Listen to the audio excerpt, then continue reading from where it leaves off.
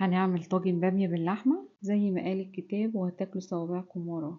حلة على النار وفيها مادة دهنية وعليها بصلة مفرومة وعليها معلقة توم مفروم وعليها معلقة هريسة شطة فلفل حامي أو بارد، وننزل عليهم باللحمة وننزل عليها بمعلقة فلفل ومعلقة بهارات ونشوحهم كويس مع بعض.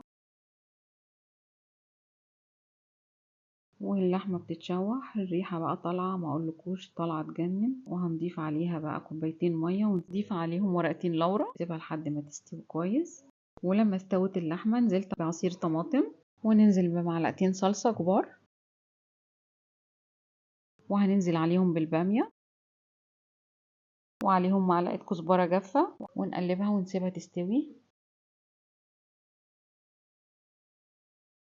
وبعد ما استوت البامية مع اللحمة انا بفضيها في الطاجن، وانا مش بضيف الملح غير لما اللحمة تستوي. انا كده هضيف معلقة ملح دلوقتي وبعصر عليها عصير ليمونتين، بيديها مزازة حلوة طبعا. مع البامية لازم ليمون. وهندخلها تحت الشواية تاخد لون من على الوش، وطلع معانا طعم يجنن وريحة بقى فظيعة، وهتاكلوا صوابعكم وراها. واجمل طاجن بامية مميز جدا، ويا رب يعجبكم. وما تنسوش اللايك ودعمكم الجميل.